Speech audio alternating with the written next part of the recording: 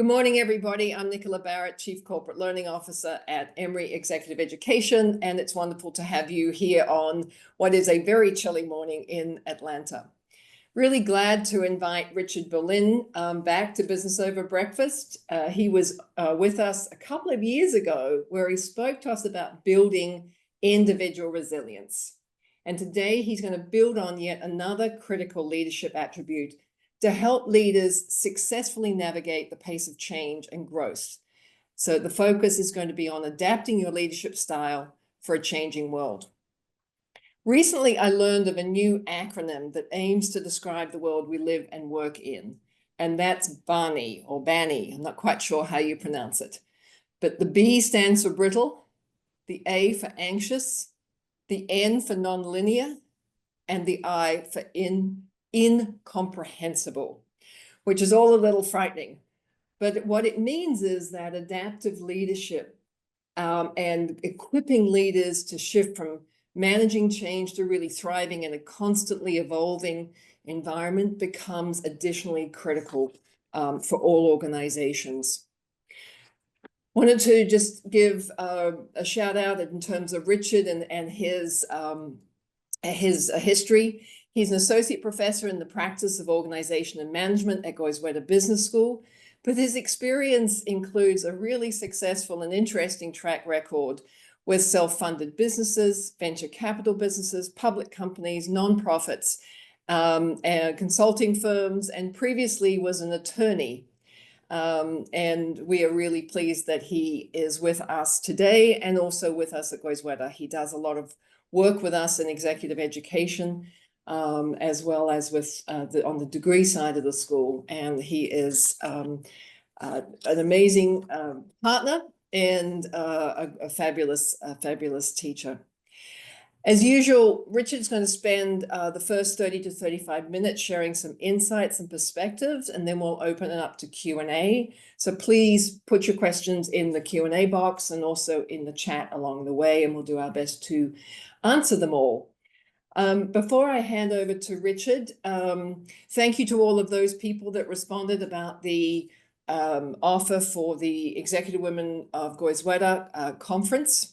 Just to let you know, it is open to all genders, everybody, being held here in Atlanta.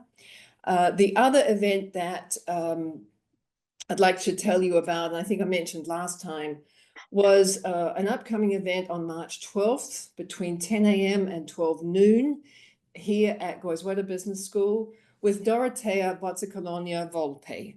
So if you remember, she is a social media and interactive marketing strategist. She did a Business Over Breakfast a few months back, and she's going to work with us on March 12th to help us learn how to use the basics of LinkedIn and beyond. So I think someone's going to put in the chat the link to sign up for that. It is free, but it is in person here in Atlanta. So that's all from me. Richard, I'm going to hand over to you. Looking forward to a great thanks session. so much, and welcome everybody. I think you'll enjoy this session, but thank you for joining Business Over Breakfast. We're really excited to offer this today and, basically bi-monthly, because we help folks, be a little bit more effective at work. And so this morning, hey, grab a coffee just to relax. I don't want to micromanage this. If you want tea, that's great too. Please use the chat to be involved. We want this to be an engaging session. And mainly, we hope you gain a few insights and even enjoy the session on a chilly morning wherever you are. So again, thanks so much for being here. And this morning, in our time today, we're going to do three things. We're going to briefly revisit some traditional leadership styles. We're going to talk about the challenges of leadership today. And then finally, how do you adapt your leadership style for the future? Because things are, as you may notice, just constantly changing. So that's the framework for today. And I think the value for you is, pretty straightforward. Either learn or review some essential leadership styles and traits to really make your journey as a leader a little bit easier going forward. In a lot of ways, I think of this session as either it's nice to be introduced to the basics or it's nice to review the basics. So I think there's value in a lot of different ways. And again, don't be shy, please do chat. And so let's take a look at some traditional leadership styles. And so the first thing is how would you describe your leadership style or the style of a current or former leader that you've worked with? And please go ahead and chat. I've got my powerful Zoom chat window up and eager to see what you have to say. So how would you describe your styles? Let's see, kindly direct. Maureen had said that. That makes sense. Hopefully it's, let's see, do yourself, you're on your own, collaborative, engaging. That's what Charlotte said, collaborative. Linda said engaging. Let's see, empathetic, servant leader, supportive. Let's see, collaborative mentor. That's always nice. Servant leader, player, coach, cheerleader. Yeah, servant leader who's direct in her praise and feedback. That's nice. Collaborative, consensus building, data driven, and coaching. By the way, these are great coaching styles, great leadership styles. Let's see, any others? Inspirational. Gosh, I wish I had some of the leaders and managers you've had or had you as a manager or leader. Authentic, hands off, and verifying. Oh, these are great. Well, those are great styles. And as authoritative, yeah, a lot of variety, visionary. So let me take a step back and talk a bit about or remind you about Daniel Goleman's 6 leadership styles. Daniel Goleman, who you may know is kind of the guru of emotional intelligence, he penned an article in a book later in early 2000 about different leadership styles that he observed with over 3,800 executives. By the way, I see blameless and accountable and not accountable, not too good. Stephen. Doesn't sound like a great leadership style. But his styles, I think, provide a foundation to understand and describe a variety of leadership approaches. So as I think about some of the actually the descriptions that you provided, many of them match up either purposefully or nice coincidence with his styles: affiliative, authoritative, coaching, coercive, democratic, and pace setting. Let me share a quick description of each, then I've got another question for you. So affiliative, right? Hey, growing personal bonds, harmony necessarily rather than results. Really, hey, how's the team? We want to work together as a unit. Authoritative, as some of y'all had mentioned, also known as a visionary style. And really, hey, how do we inspire people with a long-term vision? Hey, here's where we're going, folks. Coaching and developing your team members to become better individuals and professionals. I remember I had a great manager, Steve, who I'll probably reference in this conversation. And I remember when I first met Steve, he said, hey, I'm glad you're on board. How can I support you? What do you want to achieve? And I thought that was great. And of course, then I said, hey, how can I support you? We had a great relationship. And it really introduced me to the notion of why coaching is so effective. You know, by contrast, some leaders can be described as coercive or commanding. Hey, telling people what to do and when to do it. And I realized when I first started working, I wasn't really clear about certain things. So I kind of needed that. Hey, here's how you need to do things. So in that regard, it was kind of helpful. And then democratic. Hey, consensus. I've had the pleasure of working in business, and I did a lot of consulting. Now I work in an academic institution, and I find in universities, it's ultra democratic, very participative. In fact, it almost seems at times everyone's got an equal voice, which has its advantages and disadvantages. Pace setting. Hey, it's about performance, excellence, results. I once worked at a technology company, and it was really demanding. And I had a manager, Meg, who was very strong about, hey, we always got to get results. So now I've got a question for you this early morning. Tell me, research indicates what styles should be used sparingly or are least effective. So go ahead in the chat and just type which of the 6 you think, or a couple of those, should not be used that frequently. So now I'm going to like spy the chat window and wait for your answers. Coercive with an exclamation point. Pace setting and coercive, I see. Affiliative, coercive, authoritative. Democratic, yeah. So obviously coercive is a pretty big winner here. So give you a chance just to weigh in on this. Yeah, coercive is my least favorite. Precious said that. I actually agree. So, hey, research indicates that coercive and the pace setting style are the least effective. So now let me ask you this. Why are they considered the least effective? You could just put a quick little chat before we move ahead. let's see, why are they kind of least effective? Yeah, it takes away agency. That's exactly right. For coercive, right? Maybe when someone starts at a job, it's good to give them some instruction, but later you want to provide them a little bit more freedom. Pace setting, hey, it burns people out. Sometimes there's a need for urgency, but not every single minute of the day. And so then the question is, hey, what styles have the most positive effect? And really, I'll make this easy. Hey, the rest. But the goal is you want to vary what you do. And we'll talk a little bit more about that as we move ahead. So let me focus on kind of the challenges of leadership today. Let me ask kind of an easy first question. Would you say it's challenging to be a leader today? What would you say? Go ahead and just chat your response. Yes, yes. At times, yes. Oh, yeah. That's all caps. It was really serious. Yes, with an exclamation point. Absolutely. It kind of varies, Cheryl said. Yeah. Well, I think it sounds like most of y'all had said, hey, you know what? It seems a little bit harder to be a good one, right? I see Precious said that as well. And I tend to think, hey, there's two tough jobs, being a great leader and being a great parent, right? They're both tough. And ironically, they involve the same set of skills. So let me ask you a different question. As a leader, hey, what's challenging for you? Yeah, culture is a factor. That's exactly right. But tell me, what's challenging for you as a leader today? And I'll give you just a second, just to kind of chat in the window.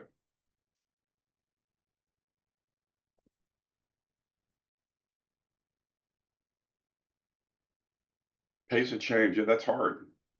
Gosh, things are so crazy fast. Motivating employees, managing entitlement, yeah, generationally that can be tough. Alignment, that is hard. Personalities. Hey, work would be so easy if we didn't have to work with human beings. Culture and politics, intergenerational, that is kind of tough. Shared vision. Yeah, Andy said inter-team relationships, it is tough.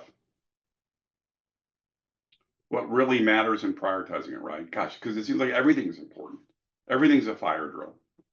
Yeah, remote work. Well, let me share some research, which actually I think is similar to a lot of things that you're saying. Look, there's so many things that make it hard, but a couple of y'all mentioned the rate of change.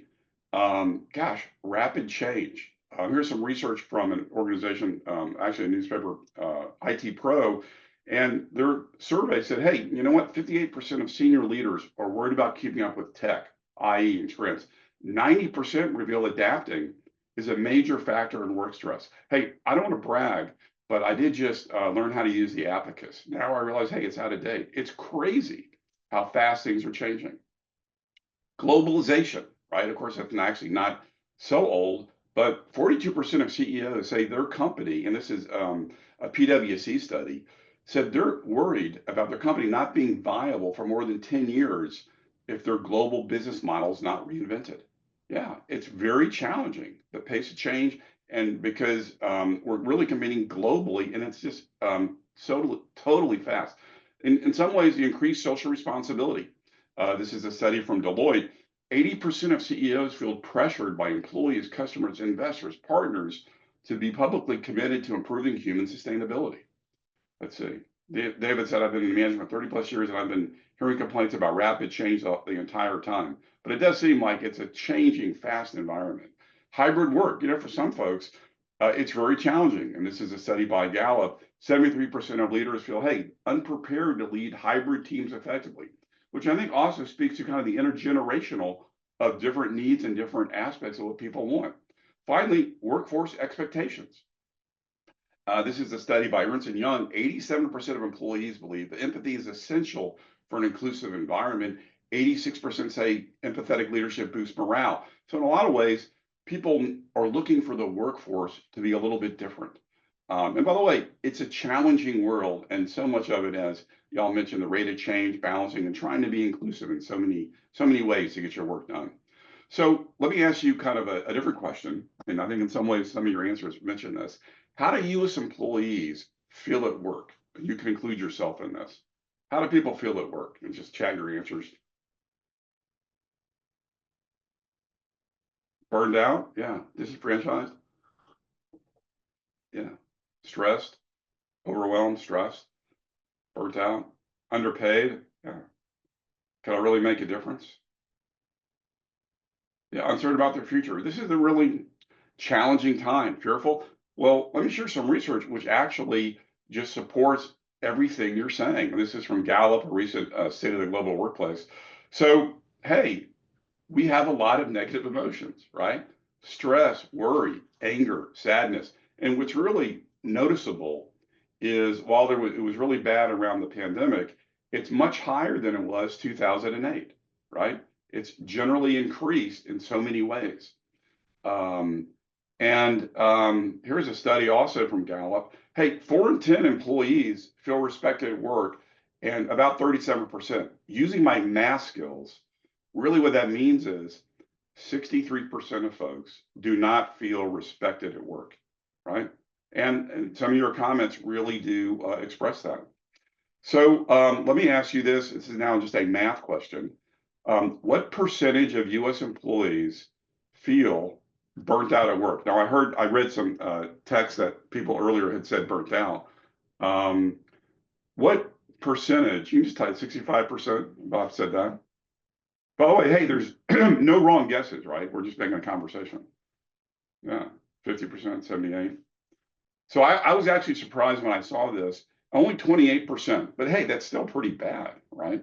Very often or always feel burnt out at work. I mean, gosh, the work week is so hard. I so eagerly look forward to Friday, and maybe y'all do too. So I feel like, hey, we're just like a day and a half away. And now here's the next question. What percentage of US employees feel their organization cares about their well-being? And some of y'all had actually mentioned how you felt about this. Different question, that the organization cares. And of course, it varies according to your organization, right? And your manager or your leader. So I'm seeing some numbers here, 23, 25, 30, earlier 40. Hey, these are all great guesses. In a nonprofit world, yes. So here's what Gallup's research said. 24% felt their organization cared about their well-being. And again, using my math skills, minus 100%, 76% perceive their organization does not care about their overall well-being, right? So on the one hand, some people might say, well, hey, if I'm an organization, if I'm a leader in an organization, should I have people feel that we care about them? Well, the answer is yes, because people want to be cared about, right? And there's a lot of ways to do that. So look, it's a very tough environment. So the question is, what do we need to do to adapt our style for the future? So let me ask you, how should you modify your style as a leader for a changing world? What do you need to do? And I'll just kind of development. And always important to continue to learn and grow. Meet people where they are, super important, right? It's because it's not about you, it's about them. Adopt a growth mindset. I think that's important. Purposeful about being a leader. Listen, God, it's a great skill. Being transparent, another great skill. Active listening, address the needs of your employees. Yeah.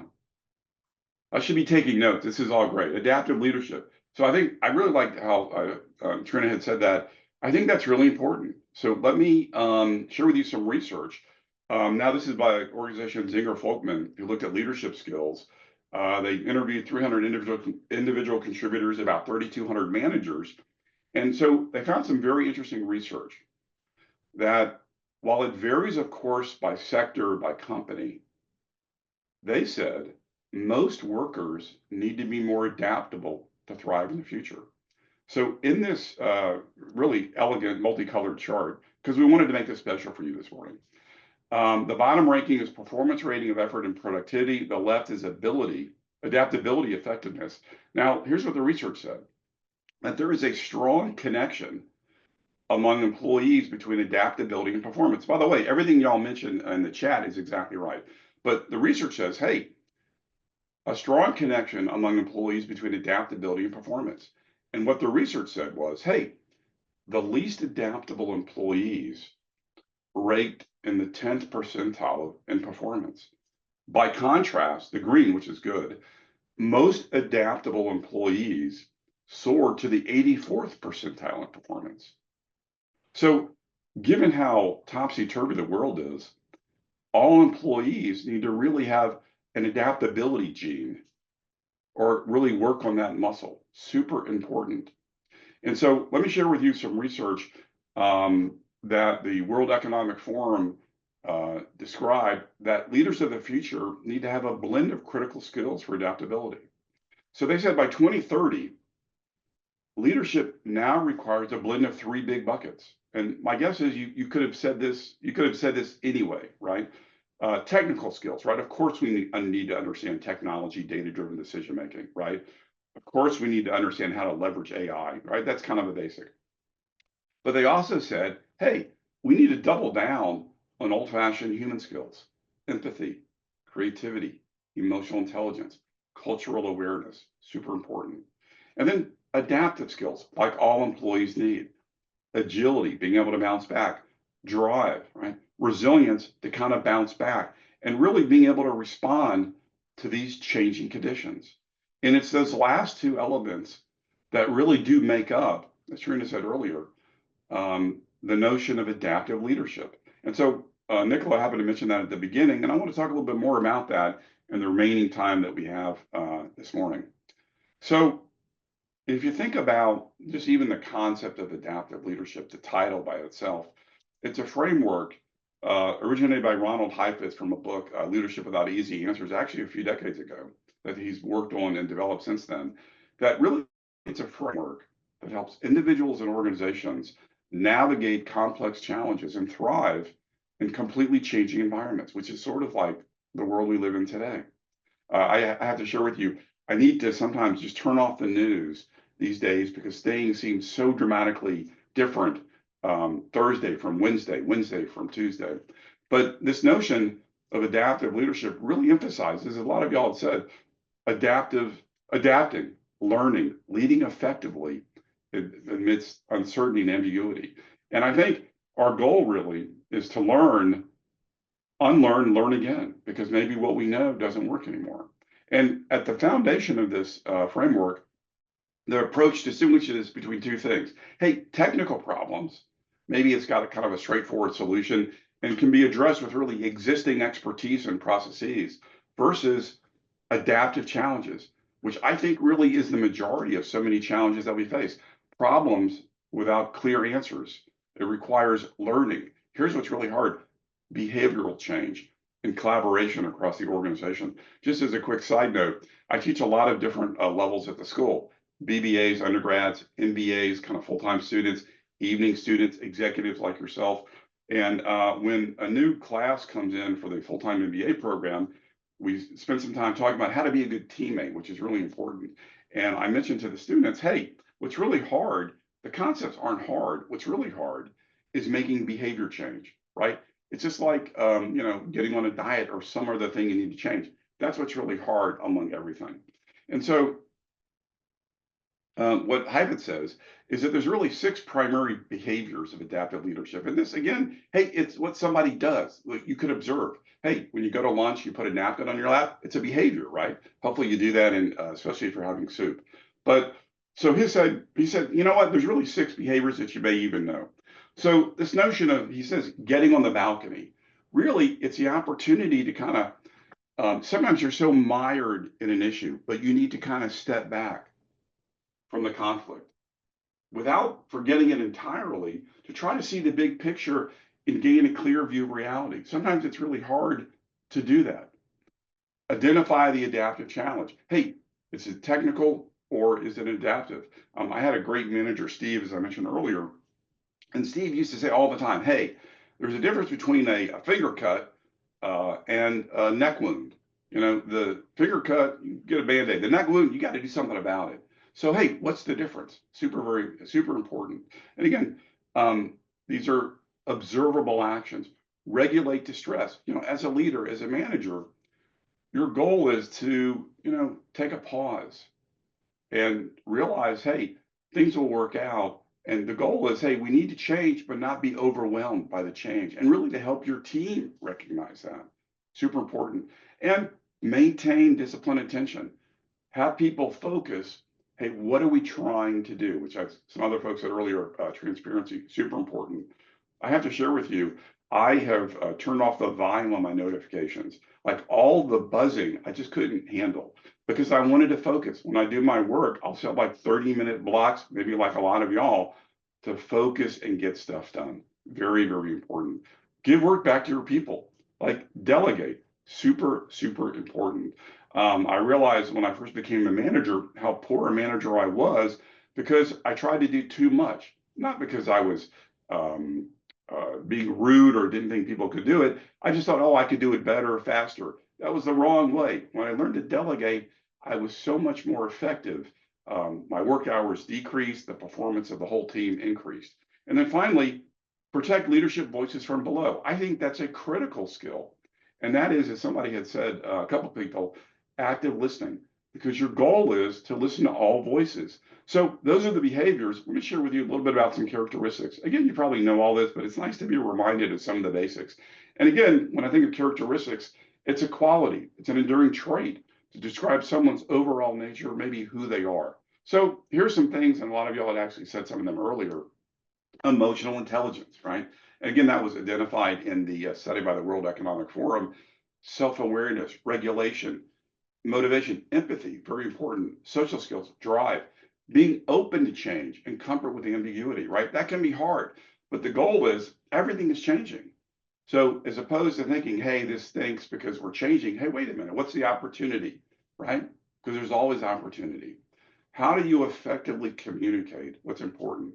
The notion that Heifetz would describe as organizational justice, but as a lot of y'all had described earlier, fairness, transparency, right? Continuous learning, open to feedback. I work with a fellow, his name is Ken Keene, a former general from the military, and he always would say, hey, feedback is a gift. Maybe it's not the gift you like, but it's important to be open when people provide you feedback. Be gracious, say thank you. Maybe it's a compliment, maybe it's an idea, something you can do better. That's a gift, right? In addition, an inclusive mindset. Hey, it's a team sport, right? You want to be collaborative. You want to think about how we solve problems in a lot of different ways. Character, integrity. But a lot of these you probably could have guessed, and a lot of you have already stated it. So let me ask you a different question. And by the way, this is an exciting chat opportunity. So get like near your keys and get ready to chat. So leaders achieved even better results when they reported having a greater passion in what areas above. So take a look at the blocks above, and just kind of chat down. It looks like Lena said EQ, super important. Like what else would you say? EQ, any others that would have better results in what areas? Yeah, EQ is great. It's like a superpower. Continuous learning, openness to change, continuous learning, communication, justice, yeah, character, integrity.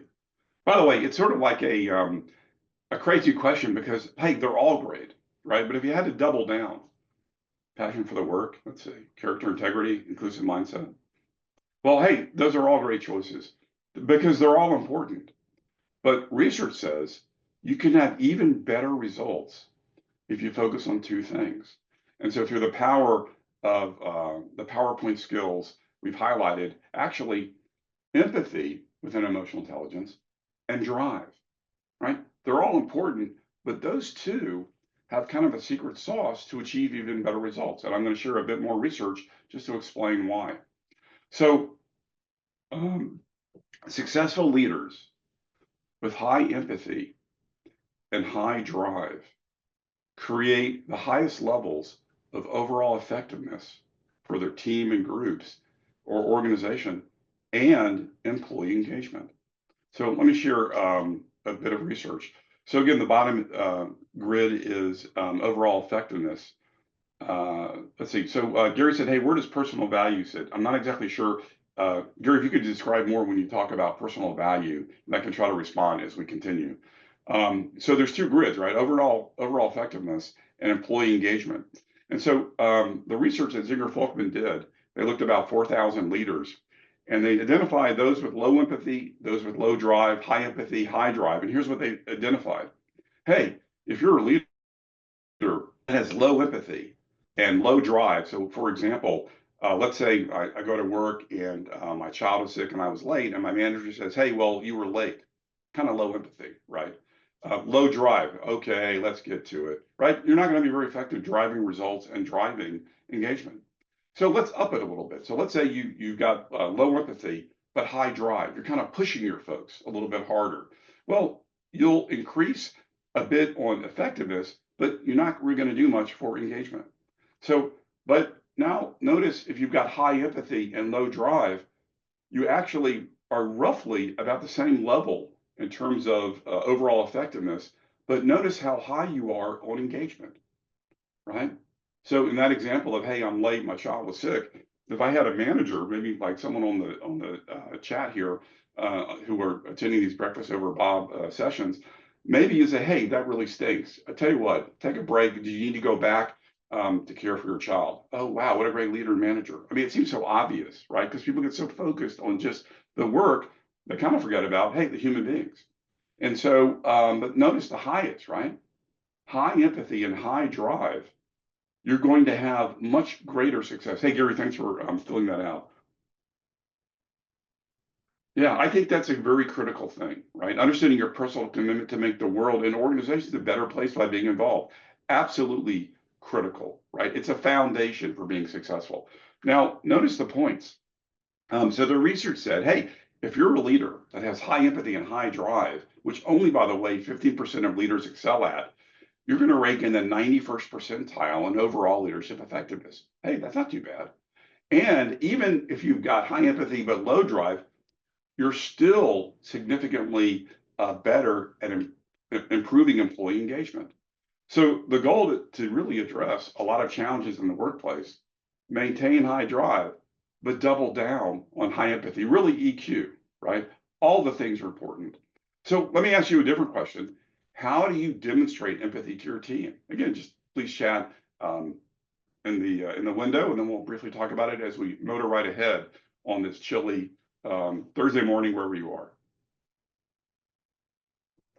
How do you demonstrate empathy to your team? Active listening. Yeah, that's listening to understand.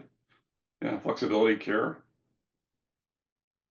Yeah, offer listening there. So let's say, hey, how are you? That's a great question to do. Great question to ask. Personally, more than just work, right? Family first, always. I love that, Nicole. That's a great comment. Yeah. Open questions. That's the best, right? Compassion and appreciation, the human element, while maintaining accountability. Yeah.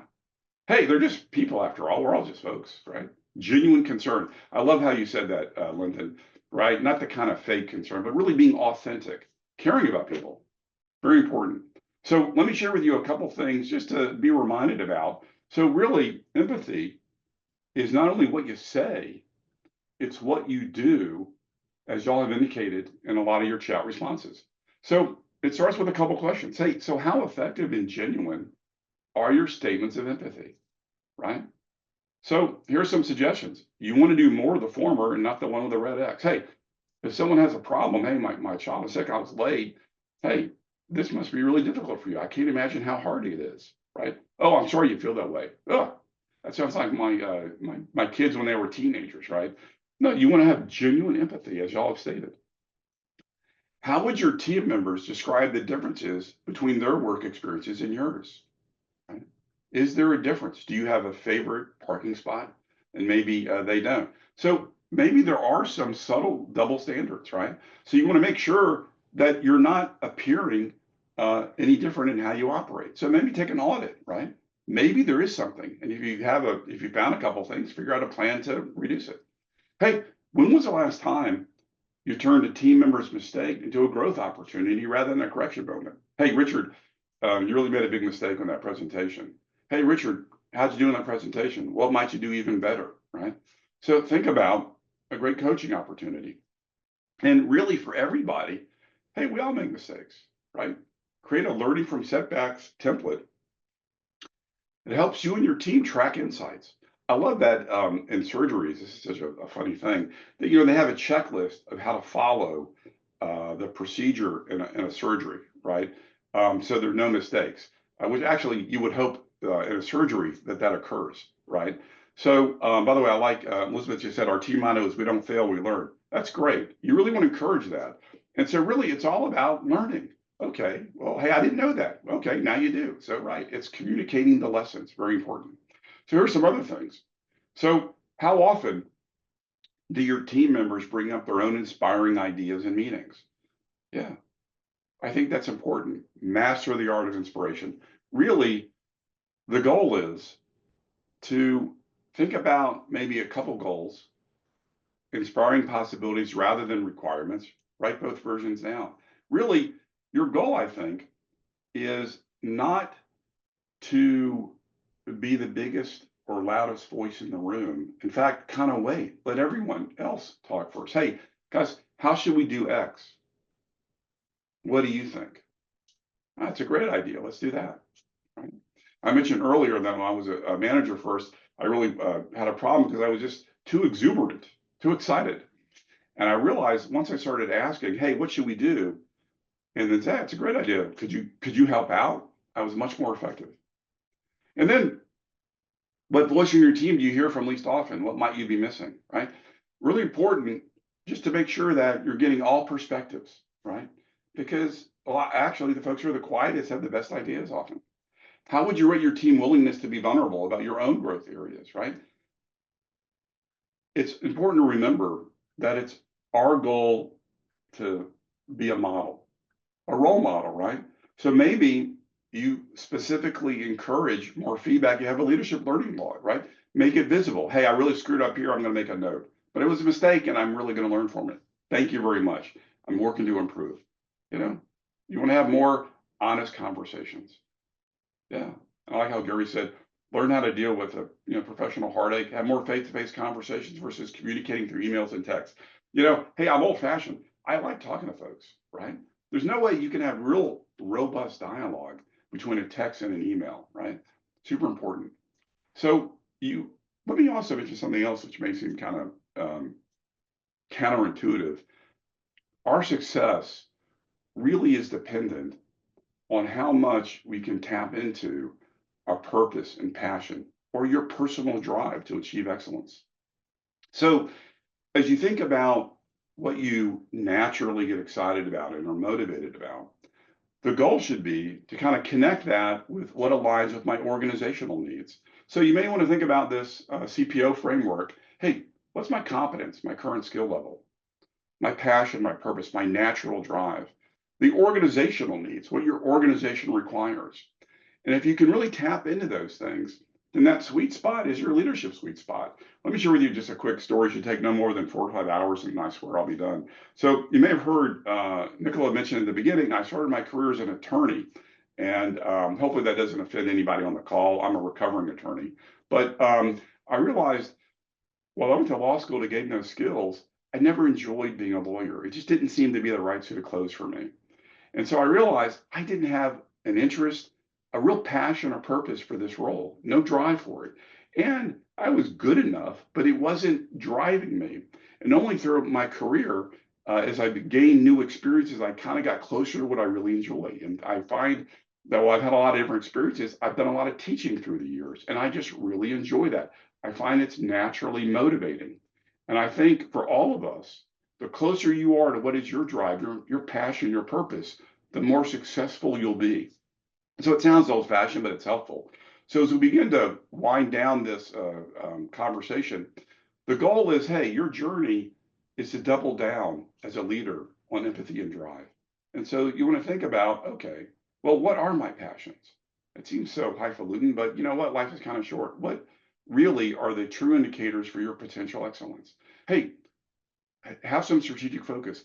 If I focus on 3 to 4 areas of exceptional strength, I can even be much more effective, right? How do you empathize, as y'all correctly said a lot in this chat, for your team, right? How can you support them to really energize your culture? Because work is hard, as we have said, and as the research says. And really, how can you clarify what you need, right? To be more effective, to maintain competence in some other areas too, but really to focus on passion, what the organization needs, and empathy. So, hey, I think I've talked like way too much. So let me give a quick summary of some of the highlights as we really do wind down this session. There'll be some time for Q&A if you'd like. So Goldman said, as a lot of y'all identified, hey, there are these 6 styles, right?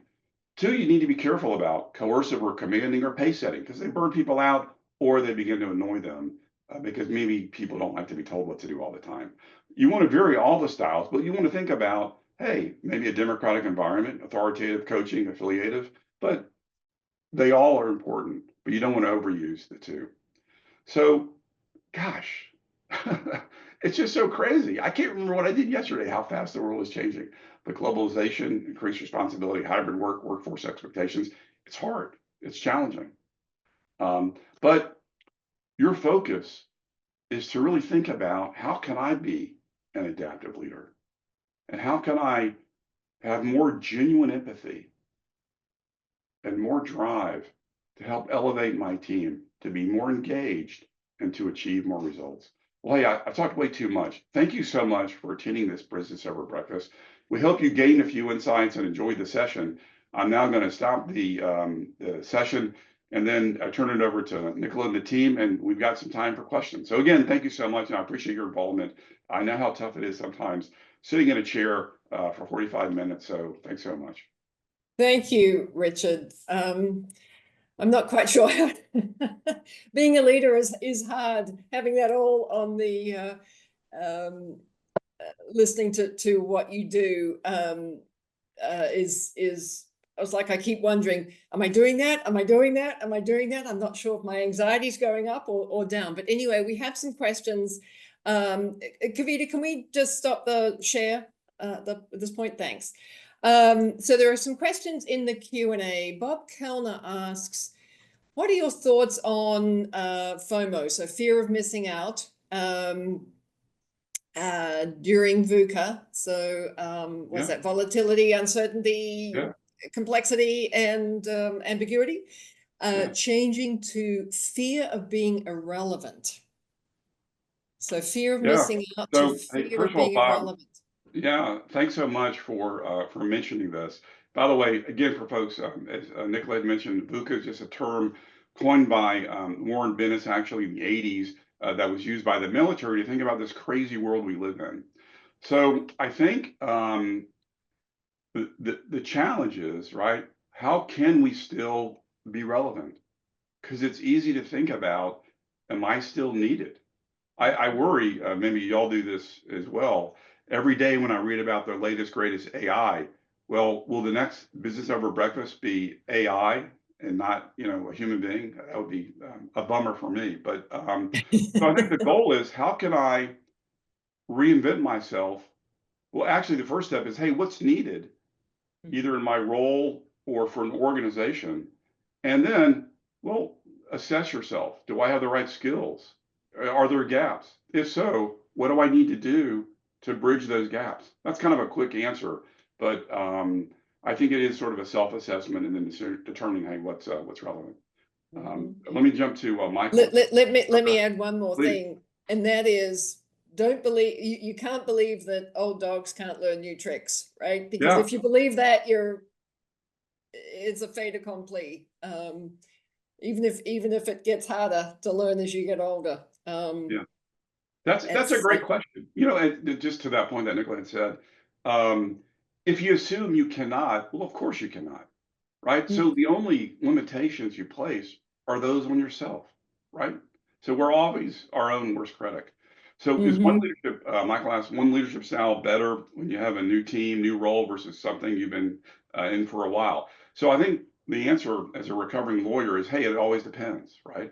It depends on the person who you're working with and supporting, depends on the team. So maybe you're working with a team like right out of college. Well, they may need a little more TLC. If you've got a team that's been working for a while, maybe they don't need as much TLC. Just as a quick aside, I try to define, Michael, hey, what are the skills that I need in a role? Try to map it out in some type of Excel sheet. Maybe the skills at the top and team members at the bottom for the different roles, and then try to assess where they are in each. Because maybe, for instance, your role demands that you need to be great at PowerPoint, and you've got someone in your team who's not great at PowerPoint, but you've got someone else who is great. So match those people up, and then you sort of get out of the way, and you've got a better opportunity for your team to kind of elevate. So I think it varies depending on what's really where you're at with your team. Anyway, that was kind of a quick answer. Let me get to.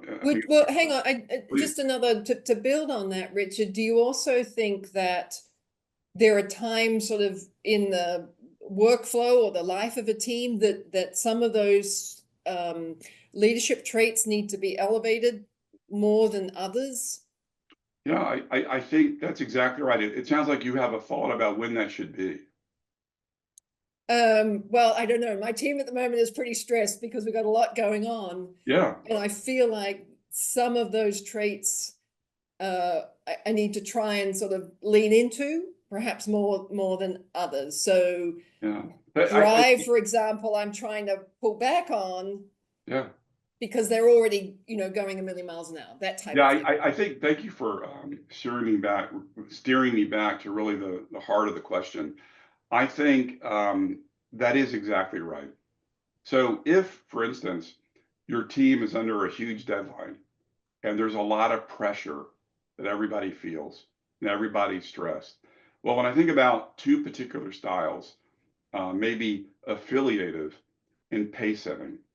Well, Mm-hmm. I don't think pace setting is going to help your team be more effective. By contrast, I think an affiliative style, hey, you guys are obviously stressed. What can I do to support you? Mm-hmm. That's a salve. I mean, that helps to really soothe, and it's kind of appropriate for the moment, right? That's an empathy thing. So I Mm-hmm. think you do want to consider what's best for the situation, right? I think to Nicholas' point earlier about teaching an old dog new tricks, we rely so much on habits, right? I joke that when I walk my dog in the morning, typically I go to the right. Sometimes when I'm in a crazy mood, I'll go to the left. And I do that to force myself to think differently because I don't want to get too entrenched in how I think. And so your leadership style, I think, is the same. Mm-hmm. So, We got another question yeah, here. Sukyong says, I'm curious how the study defined drive. yeah, So drive can be viewed as an intrinsic or extrinsic motivation, or purpose mission driven versus individual success driven. yeah. So, hey, great question. So, as I perceived and what I saw in the study, it really was an internal, kind of intrinsic motivation. You could have a manager who says, "Hey, I really need you to do this," and maybe your motivation, if you can see my hand, is kind of low. But if a manager or leader says, "Hey, we've got a challenge. Would you be willing to help?" Probably the answer would be a lot higher. You bet, right? It's intrinsic. There is a notion of kind of locus of control, either an internal locus of control, hey, we kind of control things, or external locus of control, the world kind of controls us. I think for your success, it's best to think of drive. Hey, what's motivating for you? Mm-hmm. So, Amy, Amy, oh, go yeah, ahead. so Amy's asked, what is the best way to find out what kind of leader you really are? Yeah, that's a great question. So there's a lot of different ways. I mean, there are a ton of assessments that you could take that again, it's kind of a self-assessment. So you're answering what you believe. I think it's also helpful to try to ask folks who you work with. Mm-hmm. Maybe you give some different descriptions and try to say, look, I really want to know because I want to be better. So I think those are a lot of popular ways. Oftentimes, organizations provide a lot of 360-degree feedback, which allows you to get kind of a multi-rater view from different pockets, right? They say 360 because it's like a circle, right? From your manager, your peers, your direct reports, maybe your customers or some other group. And it's typically anonymous. It is anonymous, although sometimes people feel that they can understand who wrote what. But that gives you, hopefully, a more objective view of your performance. Anyway, hope that helps, Andy. Thank you for asking. And we've got another question. Say, as a leader, how do you determine when to transition out of a role that doesn't align with your leadership sweet spot? Yeah, that's a great question, right? Um, Mm-hmm. I'm going to give, this will sound really glib, and I don't mean it that way because I think that's a really hard question. I tend to think every role has a life cycle, like an arc, right? And maybe that arc is 2 to 3 years, maybe 3 to 7 years, 3 to 8 years. I mean, it's hard to say what that time frame is. And I think of the arc in this way. You begin and is kind of, this is really hard. Gosh, I have so much to learn. You're kind of moving up the arc. I think I'm beginning to get it. Wow, this is a sweet spot. I've got it. And then you begin to kind of fall down on the cliff. Well, I mean, begin to kind of go down the merry-go or the roller coaster. You know, well, hey, this is getting a little bit too easy, right? And this is, anybody could do this, right? So I think your goal is, as you think about what your sweet spot as a leader is, what drives me? What new skills and opportunities do I want to learn? Are there opportunities internally or externally? Internally, can I reinvent the job in some way? Can I learn to take new skills? Assuming you have kind of checked off, well, I've done everything possible in this role. Mm-hmm. I think too, oh, sorry. No, go ahead. I was just going to yammer on, so that's good. I was going to say, I was thinking too, when there are like major shifts like we had with COVID and the pandemic, that almost like resets the bar down to everyone being a beginner again, or most people sort of being that beginner again, because you have to, anything that changes your world so drastically, you have to rethink what you're doing and how you're doing it, and can you build again. So it feels to me like the last 5 or 6 years we've had major resets, and I'm sure for some people in the that work in the federal sphere at the moment are feeling that. Shiva asks a question, Richard. She said, I'm not sure, sorry, I shouldn't assume a gender here. Shiva asks, I believe in my team's abilities, sometimes even more than they believe in themselves. I want to give them the space to learn and thrive, but I also don't want them to feel like they're lacking support. How do you balance empowering your team to grow while ensuring they feel supported, especially in high pressure situations? Yeah, that's a caring question, first of all. So, Shiva, thanks for asking that. I don't know if you recall, I kind of threw this out in a flip way, anecdotally. I think the two tough jobs in life are being a great leader and a great parent, because they involve the same skills. And so, as you typed your comment, your question, I think about how it is like raising kids. And so I think, since the way you describe your team, they're not toddlers, right? They're not young children. They're not teenagers, right? They're a lot older. I think it's really being a combination of, hey, I want to get out of the way of your success. I'm always here to support you. What aspects of your role do you want to take more ownership, or what aspects could you think you want to take a lead in the team? Because we've got a great wealth of talent here, right? And while you may be hesitant, I see what you can do. What would you like to try? I remember when I was teaching my oldest daughter, Emily, to ride a bike. Hey, I remember her saying, don't let go, don't let go. Well, at some point you have to let go. That's not a very scientific response, but I think it really starts with a conversation, perhaps with each person one-on-one, about what do you want to accomplish? How can I support you? And then just hear what they have to say, because maybe some people don't want more, but maybe some do. They just don't know how to ask for it. Anyway, that's a quick off the cuff kind of response. Mm-hmm. I mean, yeah, knowing your team. Yeah. I think that's so challenging in today's more challenging in today's environment, where so much of the time we're remote. As you said, Yeah. emails, you can't really connect in the same way. I think so too.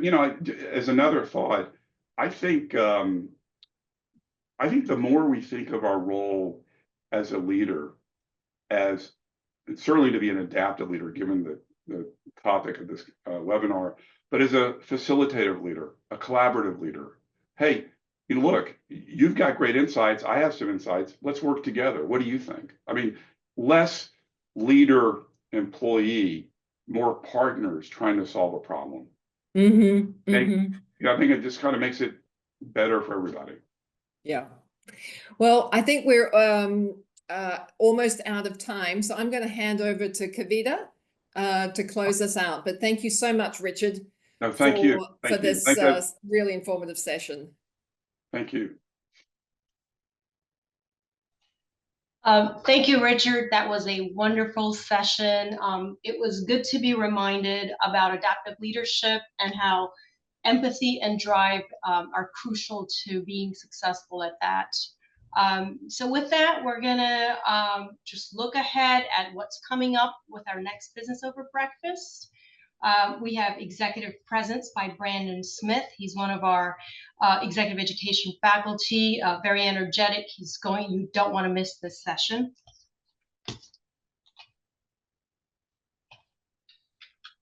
Also, there we go. So featured on our upcoming short courses, starting on March 1st, we have 3 new online courses coming up: Data Analytics for Leaders, Technology and Strategy, Applications of AI in Business. You can find more information on these on our executive education website listed below. These are asynchronous online. These are our sort of a new offering in exec ed. For those of you who are not able to make it on campus or need to just learn at your own pace. We also have some in-person or hybrid courses: the Business of Coaching on March 21st, 28th, and 25th. We have Managerial Leadership Program in person, March 25th, April 14th through 16th, and April 29th, and a few days in May. We also have the Executive Communications and Leadership Presence in March. That's in person. And for more information, again, on these courses, you could visit our website and reach out to us at the email below, executiveeducation@emory.edu. And thank you for joining us today, and hope you guys stay warm. It is cold here in Atlanta for the next few days. Hey, Kavita, we had a quick question. Can you clarify where the in-person courses are for March 26th? Those would be here on campus at the Emory University campus, 1300 Clifton Road. That's great. And by the way, folks, I'll be involved with the managerial leadership program here at the school, March 25th, 14th to the 16th, the 29th, and May 19th to the 20th, and look forward to hopefully seeing you in person. So thanks so much. Thank you, everyone. Have a great day. Bye-bye. Thank you.